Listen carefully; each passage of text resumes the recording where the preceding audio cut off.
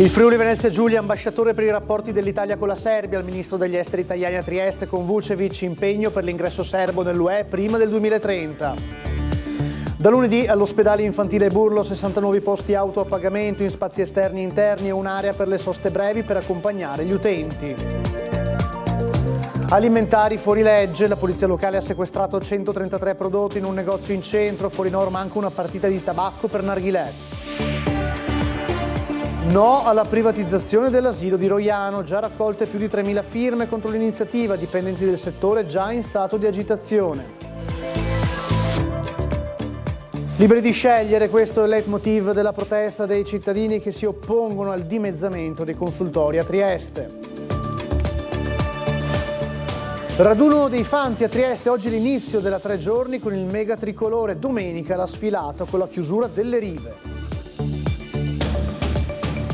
Miramare, Teatri Rossetti e Verdi di nuovo insieme per la stagione estiva al Castello con una serie di spettacoli fra piazzale e parco. Buonasera e ben ritrovati a una nuova edizione del telegiornale di Tele4. Il Friuli Venezia Giulia, ambasciatore per i rapporti dell'Italia con la Serbia, il ruolo assegnato alla nostra regione dal ministro degli esteri Antonio Tajani nel corso di un forum economico fra i due paesi svoltosi in Porto Vecchio a Trieste, a cui ha partecipato anche il primo ministro di Belgrado Miloš Vučević. Allora vediamo il servizio di Marco Stabile. E la regione Friuli Venezia Giulia rappresenta per noi una realtà che deve poter svolgere anche il ruolo di ambasciatore nei confronti dei paesi che sono più vicini a questo territorio. Il Friuli Venezia Giulia, regione ambasciatrice per i rapporti dell'Italia con la Serbia, è un'investitura ufficiale quella del ministro degli esteri Antonio Tajani nel corso della conferenza stampa a margine del forum andato in scena nel centro congressi di Portovivo, che ha messo in luce i rapporti economici fra i due paesi alla presenza del primo ministro serbo Miloš Vučević. Non solo l'interscambio commerciale, il ruolo chiave del porto di Trieste e la presenza nel capoluogo giuliano di una comunità serba radicata e storica, ma nella conferenza stampa il titolare della Farnesina ha annunciato anche una nomina ad hoc.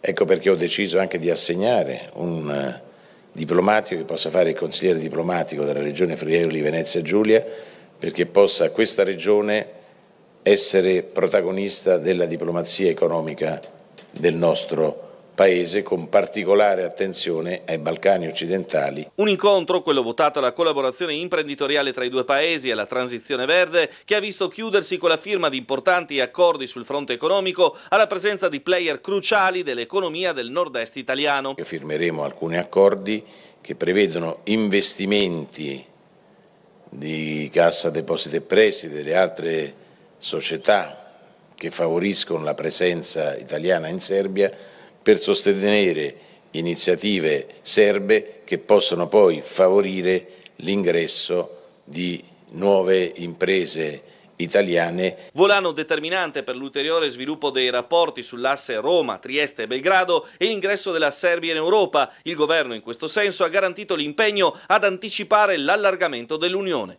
E l'Italia lavorerà affinché questo accada, che l'adesione piena all'Unione Europea della Serbia possa avvenire prima del 2030.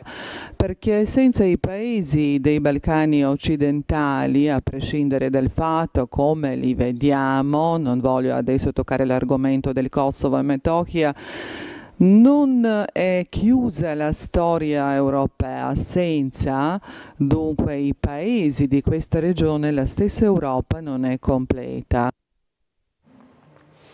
Forum bilaterale imprenditoriale Italia-Serbia questa mattina al General Convention Center per affrontare i temi legati all'economia, agli investimenti e all'ambiente. L'appuntamento è da intendere anche sotto il profilo diplomatico, come ha sottolineato il Presidente della Regione Massimiliano Fedriga. Allora il servizio di Bernardo Gulotta. Dove se non in Italia o in Friuli Venezia Giulia o ancora di più a Trieste come luogo dove consolidare i rapporti diplomatici ma soprattutto economici con la Serbia? L'incontro di questa mattina al Generali Convention Center con il forum imprenditoriale tra i due paesi inerenti a tematiche legate tanto alle filiere produttive quanto alla transizione verde e le nuove opportunità di collaborazione bilaterale è da intendere senza dubbio come un momento importante per fare quadrato nei rapporti tra l'Italia e l'area dei Balcani occidentali, ma soprattutto per affrontare assieme opportunità economiche. I rapporti comunque già ci sono, vanno consolidati, vanno ampliati e vanno trovate degli accordi di partnership su temi diversi che riguardano l'economia dei due paesi. Il ministro Pichetto ha affrontato il tema del nucleare, parlando di un percorso speculare che stanno svolgendo i due paesi sul fronte della ricerca e della sperimentazione. Per quanto riguarda il commercio estero, le esportazioni dall'Italia verso la Serbia ammontano a circa 2,3 miliardi nel 2023, in crescita rispetto agli anni passati. Il governatore del Friuli Venezia Giulia, Massimiliano Fedriga, ha posto l'accento sulle filiere produttive con l'opportunità di avvicinare fabbriche e imprese migrate verso il Far East proprio nei territori dei Balcani. Noi dobbiamo pensare di una forte collaborazione con quest'area geografica, penso in particolar modo per tutte le attività di nearshoring, cioè il riavvicinamento delle filiere produttive oggi consegnate a Cina, al Far East, che quindi condizionano direttamente l'economia, il modello produttivo, il modello lavorativo dell'Italia e dell'Europa.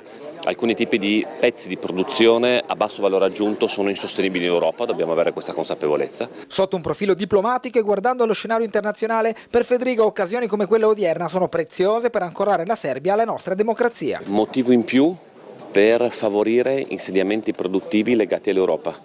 Penso che siano dei passaggi importanti anche per legare la Serbia alle democrazie occidentali. Noi dobbiamo lavorare ovviamente con le diplomazie nazionali, fondamentale, ma i territori possono svolgere una parte importante per creare quei legami sia di business, sia di cultura, sia di persone che sono fondamentali per ancorare la Serbia alla nostra democrazia. Diamo un aggiornamento sul caso Resinovic, un supplemento di indagine sul traffico di uno dei due cellulari di Liliana prodotto nel giorno della sua scomparsa. È una possibile svolta sulla quale si sta studiando sul caso della 63enne triestina di via Verrocchio. La richiesta di un approfondimento su ciò che è avvenuto a livello telefonico in quel 14 dicembre e quindi insomma per far luce su quello che è successo. L'incarico verrà affidato il prossimo lunedì 27 maggio a Trieste all'ingegner Nicola Chemello.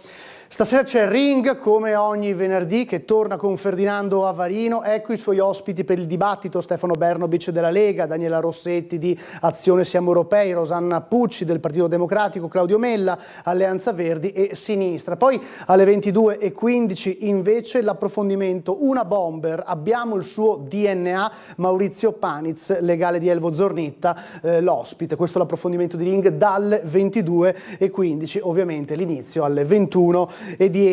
Nuova viabilità e parcheggi all'ospedale infantile Burlo Garofalo di Trieste, 60 i nuovi stalli a pagamento per gli utenti fra spazi esterni e interni al comprensorio e un'area per le soste brevi utile all'accompagnamento di utenti. Il servizio.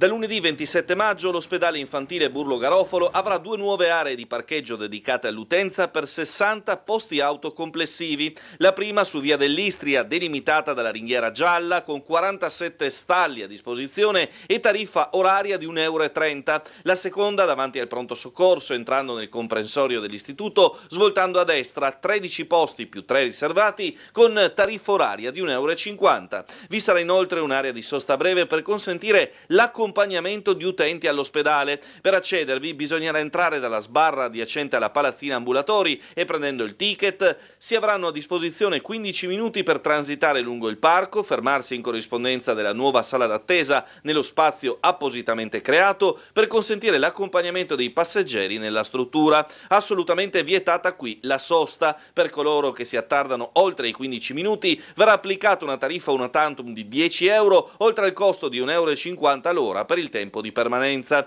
I posti per disabili, donne in gravidanza, utenti del pronto soccorso pediatrico e ginecologico, oltre che gli accompagnatori dei degenti dell'area oncoematologia, sono riservati davanti all'ingresso principale. Un risultato, spiega il direttore generale del Burlo, Stefano Dorbolò, al quale abbiamo lavorato per mesi, intervenendo anche sulla viabilità interna del comprensorio per risolvere quella tavica criticità dovuta alla ben nota carenza di spazi, attività condotta parallelamente agli investimenti effettuati al fine degli ampliamenti dei locali che abbiamo inaugurato a inizio anno, il tutto senza sacrificare gli stalli adibiti ai dipendenti.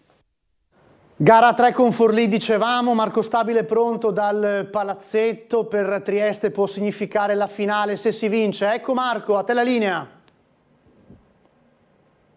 Sì Gianluca, buonasera ai telespettatori di Tele4. Come detto, match point per Trieste per guadagnarsi la finale promozione. Gara 3, Trieste sul 2-0. Forlì invece, che vedete riscaldarsi in questo momento alle mie spalle, con le spalle al muro, perché deve vincere per allungare la serie, quantomeno per la partita per gara 4 di domenica. C'è anche la notizia, perché la pallacanestro Trieste rinuncia a Justin Reyes dopo la botta subita in quel di Forlì in gara 2, non è informazione.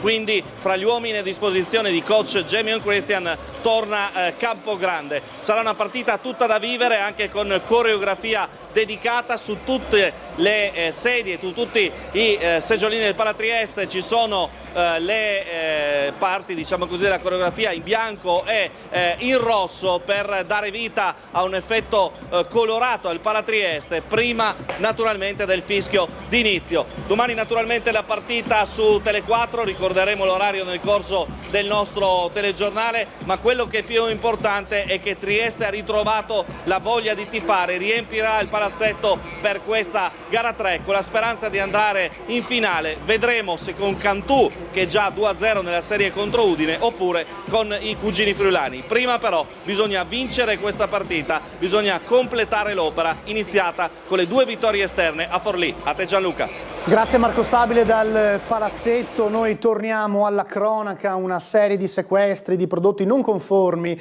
attuati dalla polizia locale in alcuni negozi del centro di Trieste, in particolare alimenti in scatola e tabacco da narghilè. Ecco la cronaca.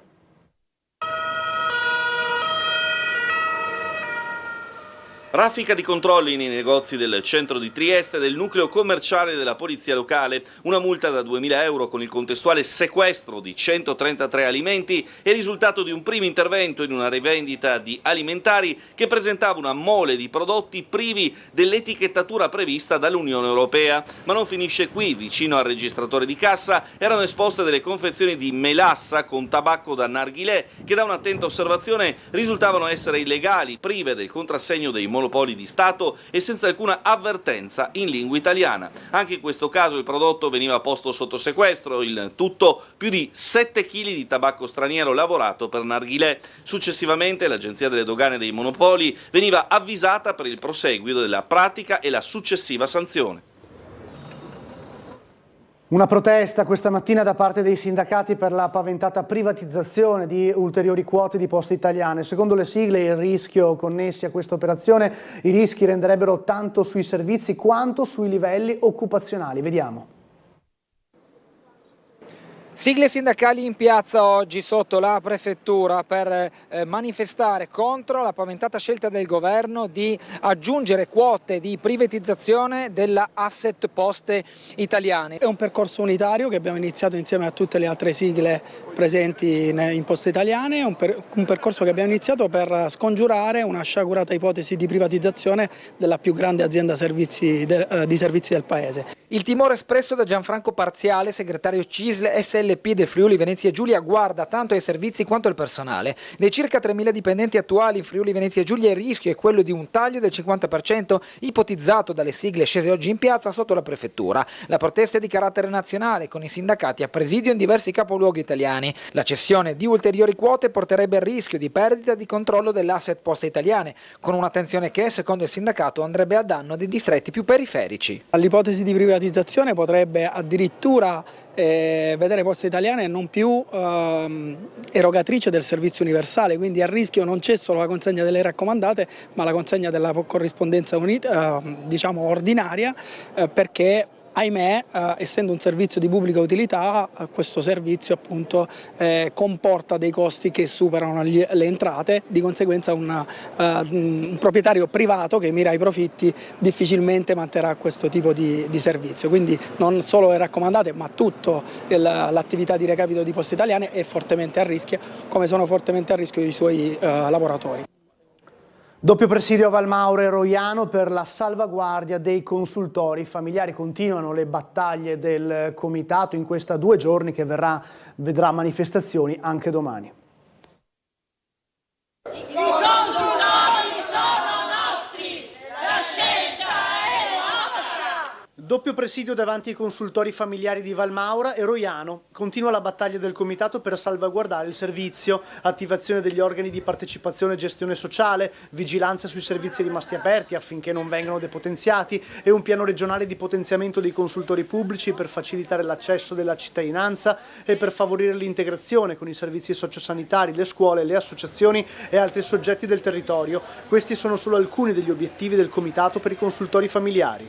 Questi 2 giorni sono in continuità con tutte le battaglie che stiamo facendo ormai da un anno ed è ovviamente dentro una mobilitazione nazionale perché il tema è nazionale sui consultori familiari. I consultori sono nostri perché sono nati dai movimenti delle donne e la scelta è nostra, quindi ribadisce questi 2 concetti fondamentali. Quindi i consultori devono essere laici, tanti, diffusi sul territorio e partecipati. Noi stiamo aspettando una risposta da SUGE e dalla Direzione Centrale Salute per attivare l'articolo 4 della legge 81 del 1978 che prevede la partecipazione dei rappresentanti di associazioni e movimenti femminili e degli operatori.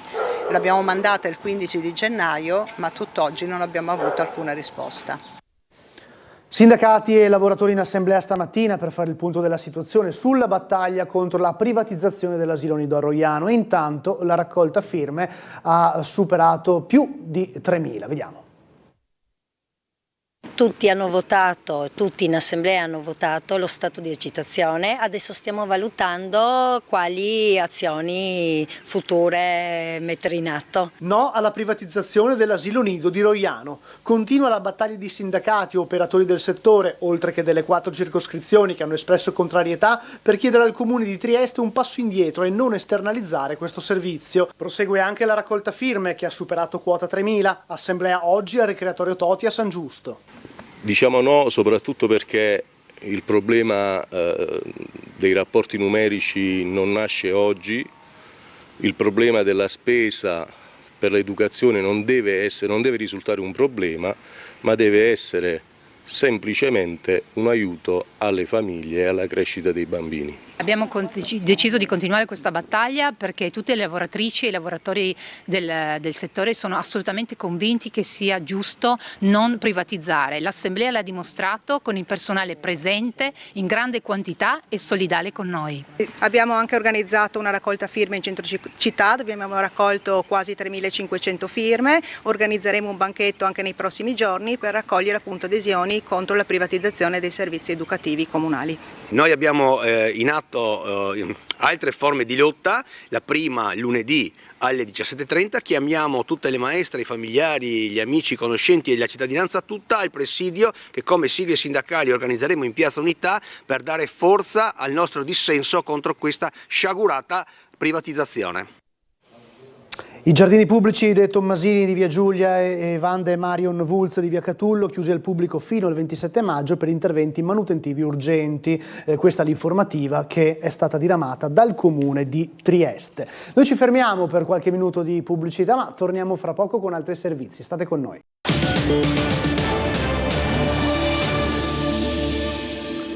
Le priorità per il futuro di San Dorligo della Valle d'Olina del candidato sindaco Roberto Drozzina della lista Verdi, Territorio e Ambiente. Quali le priorità rispetto al suo programma per il futuro di San Dorligo? Un comune composito fatto di tante frazioni tra la zona, diciamo così, carsica, il confine e un'ampia zona anche industriale. Ce ne sono tanti, anzi dovrebbero esserci tante priorità finora ignorate. Direi che quella principe è il problema della SIOT. SIOT sono 25 anni che ci ammorba. Cosa altro ci faccia non lo sappiamo. Per cui questa sarà la priorità assoluta. Non mi chieda come potremo farlo, però cercheremo di dare il massimo. Ecco, l'altro aspetto naturalmente è quello di un comune con tante frazioni che hanno questioni logistiche complicate e anche di un territorio che è a cavallo del confine. Oserei dire anche tribali, per certi sensi. È verissimo, ci sono problemi di trasporti, di comunicazione, di condizioni della vivibilità. Abbiamo una Varosandra votata alla conservazione e non allo sviluppo. L'attuale sindaco non ha brillato in questi settori. Se dovessimo, e mi metto a ridere, in qualche maniera avere successo come lista, sarà molto dura, anche per correggere tutti gli errori, le omissioni che sono state fatte sin qui. È cominciato oggi con la sfilata del tricolore nazionale in Piazza Unità, il 36esimo raduno nazionale dei Fanti. Vediamo. Il lungo tricolore arrivato via mare al Molo Audace alle 9:30 di questa mattina e diretto a San Giusto ha aperto il 36esimo raduno nazionale dei Fanti, che interesserà anche le giornate di domani e domenica a Trieste. Per questa occasione è previsto l'arrivo di 10.000 persone a far parte delle numerose cerimonie che avranno uno dei momenti di maggior significato domenica mattina, quando alle 11:30 sarà consegnato il sigillo trecentesco del comune di Trieste. Oggi le celebrazioni hanno riguardato in particolare l'area del Colle di San Giusto. Le tappe sono proseguite poi in luoghi simbolici come Re di Puglia e Monfalcone. Domani le attività si svilupperanno prevalentemente nel capoluogo regionale. Ci sarà la presentazione del raduno in sala Consiglio Comunale e ci sarà il comandante del 66esimo Aeromobile Trieste che presenterà il suo reparto, cosa fanno nelle varie missioni. Questo reparto che verrà la domenica consegnato il sigillo trecentesco da parte del sindaco. Poi ci saranno altre manifestazioni minori durante la giornata e una conferenza stampa presso la sala Costantinides sulla guerra fredda, sulle terre di confine. La Santa Messa sarà a Sant'Antonio Nuovo. Attenzione alla giornata di domenica, perché di mattina dalle 7:30 alle 14 circa o comunque fino a fine esigenze le rive saranno chiuse al transito. La polizia locale sarà chiamata a diversi sgomberi laddove è necessario, tutto attorno all'area di Piazza Unità. I divieti a ogni modo sono già presenti nei punti interessati. Il vincolo al traffico riguarderà il tratto da via Milano a via Mercato Vecchio. La domenica è la giornata clou dove ci sarà questo preammassamento dietro la prefettura, poi ci sarà l'incolonnamento dei Fanti presso la piazza e dove ci sarà tutta una serie di cerimonie, locuzioni del sindaco e la consegna del sigillo trecentesco al reggimento. Riparte la stagione estiva al Castello di Miramari insieme ai Teatri Verdi e Rossetti. Apriremo il 29 di giugno, appunto in collaborazione con la Fondazione Teatro Verdi, con la loro orchestra e con Sergio Rubini, con questo melologo Werther, e seguirà la mattina dopo all'alba alle 5:20 il concerto all'alba che già l'anno scorso ha avuto grande successo con musica di Mozart. Così il presidente del Teatro Stabile del Friuli Venezia Giulia ha presentato l'appuntamento in sostanza doppio che aprirà la mini stagione estiva che vede coinvolti il Museo e il Parco di Miramare, lo Stabile regionale e il Teatro Verdi. Nel concerto all'alba abbiamo due capolavori di Wolfgang Amadeus Mozart, scritti nello stesso periodo, siamo alla fine del Settecento, un quintetto per corno e un quartetto d'archi, un quartetto insolito perché abbiamo due viole proprio per una timbrica che è più vicina a quella che è la tessitura del corno, e poi si conclude con lo straordinario quintetto in La maggiore per clarinetto ed archi. Con uno sguardo di infinito amore, questo è il titolo della rassegna, prosegue con due appuntamenti ormai consolidati. Dal 2 al 7 luglio I segreti dei giardini dell'Arciduca, scritto da Paola Bonesi da un'idea della direttrice di Miramare Andreina Contessa, e Green Shakespeare dal 9 al 19 luglio, lo spettacolo itinerante che attraversa la produzione drammaturgica del bardo ispirata alla natura. Entrambi gli spettacoli, richiestissimi, vedono la partecipazione della compagnia del Teatro Stabile. È un'iniziativa nata in un momento di emergenza che poi si è trasformata in una fattiva e così positiva collaborazione alla quale praticamente nessuno sa rinunciare. Il pubblico ci chiede di ripetere una cosa già vista, o siccome ha perso una cosa, uno show, ci chiede di poterlo rivedere l'anno dopo. Si chiude dal 20 al 24 luglio con Discorsi amorosi, protagonista Stefania Rocca. Il ciclo, iniziato nel 2020, è giunto alla quarta edizione con questa formula, la seconda che vede la partecipazione del Verdi, ed è la fotografia, riuscita e di successo, di come la collaborazione fra realtà differenti possa e debba funzionare. 3 delle più importanti realtà a livello culturale del nord Italia che si mettono insieme per offrire al territorio qualcosa di veramente suggestivo e importante. Ed è tutto dal telegiornale di Tele4 di questa sera, grazie per averci seguito, non perdetevi la puntata di Ring alle 21:10. Buona serata.